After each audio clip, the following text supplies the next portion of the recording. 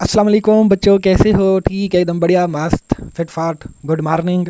मैं आज को ये जो लेक्चर पढ़ाने जा रहा हूँ आपको, ये आज सुबह सुबह का टाइम है, 5 बजे का मेरे ख्याल से। तो कैसे हैं? ठीक हैं? खुश हैं बच्चों? आज हम बात करने जा रहे हैं class second year chapter number 7 fundamental principle of organic chemistry. और उसमें जो एक अहम सवाल है, लॉन्ग सवाल है, बोर्ड का सवाल आता है कि discuss some features of organic compounds. Organic compounds के कुछ फीचर्स की वजाहत करनी होती है, 4 नंबर का ये सवाल आता है। तो पिछले चैप्टर इस चैप्टर के जो पिछला लेक्चर था वो मेरे ख्याल से आप लोगों ने पढ़ा होगा। तो ये भी मैंने जो अपने चैनल पर डाल दिया, उसको भी आप देख सकते हैं। ठीक है, तो आगे बढ़ते हैं कि some features of organic compound के अंदर हमारे पास पिकीलियर, ये मैंने हेडिंग नहीं दी है, या पहले हाँ जी, पहले जो बात करनी होती है आपसे वही बात है कि आपने क्या करना होता है, सबसे पहले कॉपी पेंसिल यानी उठा लें, नोट्स बनाते जाएं। ठीक है, ये भी मैंने बनाए हुए हैं। मैं ये इनके जो हमारे पास नोट्स हैं, तस्वीरें हैं या डॉक्यूमेंट्स बना के डिस्क्रिप्शन में दे दूंगा, वो आप वहाँ से डाउनलोड कर सकते हैं। यहाँ पर लिखेंगे आप, पहला जो है पिकीलियर बिहेवियर ऑफ कार्बन के, पहला जो है हमारे पास carbon form a large number of compounds. ठीक है, कि कार्बन जो है वो सबसे क्या है, लार्ज नंबर ऑफ कंपाउंड बनाती है। पीरियोडिक टेबल के अंदर कार्बन का छठा पोजीशन जो है वो इसको मजबूर करता है, काबिल बनाता है कि ये large number of organic compound जो है वो क्या करती है, बनाती है। तो आखिर रीज़न क्या है कि ये क्यों बनाती है, इतने ज़्यादा लार्ज नंबर ऑफ कंपाउंड क्यों बनाती है, रीज़न क्या है, पूछ सकता है आपसे। तो सेल्फ लिंकिंग प्रॉपर्टी है किसकी, कार्बन की विद अदर एटम, यानी कि ऑक्सीजन के साथ, नाइट्रोजन के साथ, सल्फर के साथ। ठीक है, तो to form long chain are. ठीक है, self linking property of atom is called catenation. ये कैटिनेशन की जो है हमारे पास क्या है, तारीफ है। यानी कार्बन जो है बच्चों, वो तो एक तो कार्बन कार्बन के साथ आपस में बांड बनाती जाती है। दूसरा यह है कि इसके साथ ये जो बांड लगे हुए हैं, ये वाले बांड, ये वाले, तो यानी कि कार्बन जो है इनके साथ का हाइड्रोजन को, ऑक्सीजन को, नाइट्रोजन को, सल्फर को अपने साथ क्या कर सकती है, जोड़ सकती है। और इस तरह ये क्या बना जाएगी, एक लार्ज नंबर ऑफ कंपाउंड बना सकती है, ह्यूज स्ट्रक्चर बना सकती है। तो इसलिए हम कहते हैं पिकीलियर नेचर ऑफ कार्बन जो है वो क्या है, इसके अंदर ये कुछ इसके फीचर्स के अंदर आ जाता है। यहाँ तक क्लियर है? ठीक है, इसके बाद जो है हमारे पास वो क्या है, non ionic character of organic compound है। देखो बच्चों, आप जानते हैं कि ऑर्गेनिक कंपाउंड जो है उनके अंदर कौन से बांड होते हैं, कोवलेंट बांड होते हैं, याद रखना। Carbon atom belong to fourth group of periodic table. Carbon जो है हमारे पास यानी कि चौथे ग्रुप की है। ठीक है, और इसका एटॉमिक नंबर जो है वो कितना है, 6 है। इसके वैलेंस शेल में कितने इलेक्ट्रॉन होते हैं, 4 इलेक्ट्रॉन होते हैं। और इन्हीं 4 इलेक्ट्रॉन को जो है ये क्या करती है, बॉन्डिंग में भेजती है। इन 4 इलेक्ट्रॉन को कार्बन बॉन्डिंग में भेज देती है। तो इसमें फिर क्या है कि carbon atom for the bound by sharing of electrons. Carbon bound करती है, अपने इलेक्ट्रॉन को शेयर करती है। यानी जब कोई भी एटम इलेक्ट्रॉन शेयर करता है तो उसके दरमियान जो बांड बनता है वो कौन सा बांड होता है, आपने पढ़ा होगा टाइप्स ऑफ बांड में कोवलेंट बांड होता है। मैं यार ये भैया, हाँ जी हाँ जी, हो गया सर। अच्छा, इसके बाद है electronegativity difference is not much more in organic compound. तो हमारे पास जो क्या है, ionic character of organic compound जो है, असल में ऑर्गेनिक कंपाउंड जिस तरह, अगर मैं आपको मिसाल दे देता हूँ कि ये क्या है, CH4 है। इसमें कार्बन की जो इलेक्ट्रोनेगेटिविटी है वो कितनी है, 2.5 है। और हाइड्रोजन की जो है वो कितनी है, 2.1 है। यानी इसमें इलेक्ट्रोनेगेटिविटी का डिफरेंस जो है वो इतना ज़्यादा खास नहीं है कि इस मालिक्यूल के अंदर पोल बनेंगे। तो ये जो है CH4 का जो मालिक्यूल है, असल में ये क्या है, नॉन आयोनिक है, इसके अंदर पोलैरिटी ज़्यादा नहीं होती है। तो ठीक है, तो इसलिए ये क्या होता है, नॉन आयोनिक करेक्टर जो है वो क्या करते हैं, शो करते हैं। इसके साथ हमारे पास जो है similarity in behaviour. Organic compound के अंदर क्या होती है, सिमिलैरिटी होती है बिहेवियर के अंदर। ये क्या है भाई, तो इसको देखते हैं, एग्जिस्टेंस ऑफ होमोलोगस सीरीज। देखें बच्चों, बात सुनो कि similarity and behaviour, organic compound के जो है उनके अंदर जो बिहेवियर है उनके अंदर सिमिलैरिटी पाई जाती है। बात को समझो कि ये आखिर क्यों है। ठीक है, ये ज़्यादातर जो ऑर्गेनिक कंपाउंड हैं वो एक जैसे हैं। ठीक है, तो इनके अंदर ये सिमिलैरिटी जो है वो क्यों है, अल्केन्स हैं जिस तरह, अल्काइंस इस तरह हम बात करते हैं। चलें, सबसे पहले है एग्जिस्टेंस ऑफ होमोलोगस सीरीज। एक बात तो ये है कि जो हमारे पास ऑर्गेनिक कंपाउंड है इनके अंदर होमोलोगस सीरीज होती है। होमोलोगस सीरीज की अगर हम बात करते हैं तो ये थोड़ी सी मैंने डेफिनेशन लिखी है कि similarity and behaviour reduce the study of millions of compounds to only a few homologous series. इसकी जो डेफिनेशन है वो ये नीचे लिखी हुई है होमोलोगस सीरीज की, कि सिमिलैरिटी जो है इसके अंदर हमारे पास ऑर्गेनिक कंपाउंड के अंदर क्यों है वो। तो बात करते हैं बच्चों की, जो हमारे पास ऑर्गेनिक कंपाउंड के अंदर जो ये सिमिलैरिटी आ जाती है बिहेवियर के अंदर, ये हमारे पास आपने किताबों में पढ़ा होगा कि 700 मिलियन से ज़्यादा ऑर्गेनिक कंपाउंड जो हैं वो हम क्या कर चुके हैं, तैयार कर चुके हैं। तो इसी सिमिलैरिटी एंड बिहेवियर की वजह से, होमोलोगस सीरीज की वजह से ही हम ऑर्गेनिक कंपाउंड को of only few homologous series के जरिए क्या कर सकते हैं, स्टडी कर सकते हैं। मेरी बात को आप तक पहुंच रही है, समझ रहे हो ना बात को। देखिए अगर हम बात करते हैं होमोलोगस सीरीज की तो हम बात करते हैं क्लासिफिकेशन ऑफ ऑर्गेनिक कंपाउंड। ये तारीफ की बात की जा रही है होमोलोगस सीरीज की, classification of organic compounds into groups on the basis of their same chemical properties.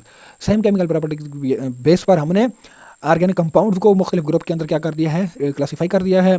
तो इस तरह अगर हम बात करते हैं कि all members of series have specific general formula, series के तमाम, बात को समझोगे बच्चों, सीरीज के तमाम जो कंपाउंड होंगे उनका एक स्पेसिफिक जनरल फार्मूला होता है। जिस तरह अगर मैं बात करता हूँ अल्केन्स ऑर्गेनिक कंपाउंड है, इनका जो जनरल फार्मूला होता है वो CnH2n+2 होता है। तो इसके साथ ही इसी तरह हमारे पास अल्कीन्स है, इनका जो जनरल फार्मूला होता है वो CnH2n होता है, और इसी तरह अल्काइंस का जो जनरल फार्मूला होता है वो CnH2n-2 होता है। यानी कि देखो बच्चों, अल्काइंस हमारे पास ये क्या है, ऑर्गेनिक कंपाउंड हैं, मान लेते हैं ऑर्गेनिक कंपाउंड हैं। लेकिन अगर हम इनको इस तरह ये क्लासीफाई ना करते, ये सीरीज ना बनाते, तो फिर हम ऑर्गेनिक कंपाउंड को किस तरह डिस्कस करते, किस तरह उनकी स्टडी करते। तो हमने ऑर्गेनिक कंपाउंड को क्या किया है, ये मुख्तलिफ इनकी मुख्तलिफ क्लासिफिकेशन कर दी हम लोग सीरीज की बेस पर, ठीक है। तो कम्प्लेक्सिटी ऑफ ऑर्गेनिक कंपाउंड की अगर हम बात करते हैं कि देखिए बच्चों, ऑर्गेनिक कंपाउंड जो होते हैं वो एक कम्प्लेक्स स्ट्रक्चर शो करते हैं, उनका जो साइज होता है वो लार्ज होता है, और स्ट्रक्चरली तौर पर वो क्या होते हैं, कम्प्लेक्स होते हैं, ठीक है। बात को समझो, ऑर्गेनिक मॉलिक्यूल हमेशा, जिस तरह हमारे पास ये स्टार्च हो गया, जिसका फार्मूला क्या है, C6H10O5N है, यानी कि N जो है में सेवरल थाउजेंड। अब हमारे पास जो स्टार्च का ये जो फार्मूला यूनिट है वो हमारे पास क्या है, ये है। तो अगर हम इसके नंबर ऑफ़ n बढ़ाते जाएंगे तो हमारे पास जो स्टार्च की जो स्ट्रक्चर है मॉलिक्यूल की वो क्या होती जाएगी, बढ़ती जाएगी। तो इसी तरह प्रोटीन है, कम्प्लेक्स मॉलिक्यूल है, और इसी तरह having molecular mass from 5000 to millions. तो प्रोटीन्स की भी हम बात कर रहे हैं कि इसी तरह जो हमारे पास प्रोटीन है उसके अंदर भी क्या है, जो इसकी जो स्ट्रक्चर है वो कम्प्लेक्स है, और इसके अंदर जो मॉलिक्यूलर मास है वो 5000 टू मिलियंस तक हम इसको क्या करते हैं, पढ़ते हैं। तो ये चौथी प्रॉपर्टी थी। इसके बाद मेरे पास जो है हम लेके आते हैं, ये आपके सामने एक, ये कौन सी है, हाँ जी, ये है आइसोमरिज्म। देखो बच्चों, ऑर्गेनिक कंपाउंड जो है वो ये एक फिनोमेना शो करते हैं आइसोमरिज्म का, ठीक है, और जो अन्य कंपाउंड जो होते हैं वो इस चीज़ को फॉलो नहीं करते। अगर हम बात करते हैं आइसोमरिज्म के फिनोमेना की, देखो आइसो का मतलब होता है सेम, मेरिज्म का मतलब होता है शेम यानी शेप यानी स्ट्रक्चर यार क्या यार, शेप है, ये शेप है। अच्छा हम बात करते हैं बच्चों तारीफ की, ठीक है जी सर। बच्चों आइसोमरिज्म क्या है कि जब टू और more compound having the same molecular formula but different structure of formula and properties are said to be isomers for each other and this phenomena is called isomerism। बच्चों हम बात कर रहे हो, आपको उर्दू भी तो इसकी पढ़ानी पड़ती है ना, मसला तो ये भी है कि ऐसे कुछ कंपाउंड होते हैं, दो कंपाउंड होते हैं, उनके सब मॉलिक्यूलर फार्मूला जो होते हैं वो सेम होते हैं, लेकिन उनका जो स्ट्रक्चरल फार्मूला होता है वो क्या होता है, डिफरेंट होता है, ठीक है। तो इन प्रॉपर्टीज़ को हम नाम देते हैं किस चीज़ का, आइसोमरिज्म का नाम देते हैं। अगर मैं बात करता हूँ ब्यूटेन है, C4H10 है, ब्यूटेन अल्केन का मेंबर है, तो इसका जो एटॉमिक नंबर आइसोमर जो है इसके दो होते हैं। देखें बच्चों बात सुनिए, आइसोमर एक, इधर देखें H कितने हैं 10, इधर कितने हैं C4 हैं, इधर देखें 1 2 3 4 कार्बन है, हाइड्रोजन कितने हैं 3 3 6 2 8 2 10, यानी इसमें कार्बन और हाइड्रोजन जो हैं वो इसके मुताबिक ये मॉलिक्यूलर फार्मूला, ये स्ट्रक्चरल फार्मूला पहले तो याद रखना। तो इसी तरह हमारे पास ये है 1 2 3 4, इसमें भी कार्बन कितने हैं 4 हैं, हाइड्रोजन कितने हैं 3 3 3 9 और 1 10। यानी कि हमारे पास ये जो चीज़ है इनमें सिर्फ और सिर्फ क्या है, स्ट्रक्चर का डिफरेंस है, लेकिन इनकी जो मॉलिक्यूलर फार्मूला है वो क्या है, C4H10 है, ठीक है। तो इसको हम नाम देते हैं किस चीज़ का, आइसोमरिज्म का। इस फिनोमेना को हम नाम देंगे बच्चों किस चीज़ का, आइसोमरिज्म का नाम देंगे। उसी तरह हमारे पास क्या है, पेंटेन है C5H12, इसके जो आइसोमर्स होते हैं वो कितने होते हैं, 3 होते हैं। ये मरूदी आती है कि पेंटेन के आइसोमर्स की तादाद कितनी है, हाँ भाई बताएं, 3 है, 3 याद रखना। तो देखें ये इसमें C5 हैं 1 2 3 4 5, इसमें भी कार्बन कितने हैं 5, हाइड्रोजन कितने हैं 12, 3 और 3 6 और ये 6 12 सेंटर वाले। तो यानी इसमें भी वही बात है। तो इसमें देखें कार्बन भी 5 है, हाइड्रोजन भी 5 है, इसमें देखें कार्बन भी 5 है, हाइड्रोजन भी कितने हैं 5 हैं। तो यानी ये चीज़ें और ये चीज़ें एक दूसरे के लिए क्या है, आइसोमर है। इनके मॉलिक्यूलर फार्मूला क्या है, पेंटेन का एक जैसा है, लेकिन स्ट्रक्चरल फार्मूला जो है वो थोड़ा क्या है, डिफरेंट है। तो इसलिए हम इन चीज़ों को नाम देंगे किस चीज़ का, आइसोमरिज्म का नाम देंगे। यहाँ तक क्लियर है, ओके। इसी तरह ये लिख लें आप अपने नोट्स के अंदर, हेक्सेन के जो हैं आइसोमर कितने होते हैं, 5 होते हैं, याद रखना। हेप्टेन के जो हैं वो 9 होते हैं, एक्टेन के जो हैं वो कितने होते हैं, 18 होते हैं। ये लिख लो अपने नोट्स के ऊपर, फिर तुम हो तो काकियाँ जो सुन रही हैं तुम भी लिख लिया करो। तो ऑर्गेनिक कंपाउंड है वो covalent bond which is rigid and directional so they exhibit isomerism. अब सवाल है, अरे भाई ऑर्गेनिक कंपाउंड ये क्यों शो करते हैं, कौन सा फिनोमिना आइसोमरिज्म का फिनोमिना ये क्यों शो करते हैं? देखो बच्चों, ऑर्गेनिक कंपाउंड जो है वो कोवेलेंट बॉन्ड होता है उनके अंदर, ठीक है। कोवेलेंट बॉन्ड याद रखना, आपने याद रखना है कि ये हमेशा क्या होता है, एक रिजिड होता है और जो दूसरा होता है ये क्या होता है, डायरेक्शनल। इसकी यानी एक स्पेसिफिक डायरेक्शन भी होती है। तो इसलिए हमारे पास जो आइसोमरिज्म शो करते हैं, को ऑर्गेनिक कंपाउंड जो आइसोमरिज्म शो करते हैं, सवाल आएगा बोर्ड के अंदर कि आयोनिक कंपाउंड जो हैं वो क्यों नहीं शो करते फिनोमिना ऑफ आइसोमरिज्म का। Because these compounds have ionic bond, इनके अंदर आयोनिक बॉन्ड होता है, ठीक है। दूसरा ये है कि आयोनिक बॉन्ड क्या होता है, नॉन रिजिड होता है, नॉन डायरेक्शनल होता है। ये रीज़न है जिसकी वजह से आयोनिक कंपाउंड जो हैं वो फिनोमिना ऑफ आइसोमरिज्म शो नहीं करते, यानी आयोनिक कंपाउंड जो है आइसोमरिज्म का फिनोमिना शो नहीं करते, ठीक है। यहाँ तक क्लियर है? ओके। इसके बाद हमारे पास जो है बच्चों ये है रेट ऑफ ऑर्गेनिक रिएक्शन की। अगर हम बात करते हैं कि ऑर्गेनिक रिएक्शन के जो रेट हैं वो क्या होते हैं, स्लो होते हैं, ठीक है। और जब रिएक्शन स्लो है तो इनकी जो पैदावार होगी यानी यील्ड, जो प्रोडक्शन होगी वो भी क्या होगी, लो होगी, यानी क्या होगी, कम होगी। The slow rate of reaction आखिर क्यों है? पहली बात तो ये है क्योंकि molecular nature of organic compound, organic compound की मैंने पीछे भी बात की है आपको, क्योंकि जो ऑर्गेनिक कंपाउंड के मॉलिक्यूलर नेचर होते हैं, उनका जो साइज़ होता है, उनकी जो स्ट्रक्चर होती है वो क्या होती है, बहुत बड़ी होती है, क्योंकि ये कार्बन जो है कैटिनेशन शो करती है, ठीक है। तो इसलिए फिर हर बॉन्ड को तोड़ना पड़ेगा, हर बॉन्ड में ज़्यादा एनर्जी हमें चाहिएगी, ठीक है। तो इसलिए इनके जो रेट ऑफ ऑर्गेनिक रिएक्शन जो होते हैं वो हमेशा स्लो होते हैं, याद रखना, ठीक है। जबकि जो आयोनिक रिएक्शन होते हैं वो हमेशा क्या होते हैं, तेज़ होते हैं, क्योंकि उनके अंदर आयंस होता है। अगर मैं आपको कहता हूँ कि नमक को पानी के अंदर डालें, ठीक है, तो बताएं नमक ज़्यादा जल्दी से हल होगा, नहीं होगा? होगा, क्योंकि उसके अंदर क्या होते हैं, आयंस होते हैं, वो ऑलरेडी आयंस फॉर्म होता है, NaCl जो होता है, ठीक है। इसके बाद है हमारे पास, ये आपको पता होगा, इसके बाद सॉल्युबिलिटी की बात करते हैं कि देखें एक रूल याद रखें कि लाइक डिजॉल्व लाइक, एक जैसी चीज़ को क्या करते हैं, हल करते हैं। मीन्स क्या है, polar solvent dissolve polar compound, पानी क्या है, पोलर है। ये NaCl भी क्या है, असल में क्या है, NaCl क्या है, पोलर है। तो पानी एक दूसरे के अंदर क्या कर लेंगे, हल कर लेंगे। Non polar solvent dissolve non polar compound, इसी तरह नॉन पोलर सॉल्वेंट बेंजीन हो गया, पेट्रोलियम ईथर हो गया। तो ये नॉन पोलर चीज़ों को यानी कि ऑर्गेनिक कंपाउंड को ही अपने अंदर क्या करेंगे, हल करेंगे।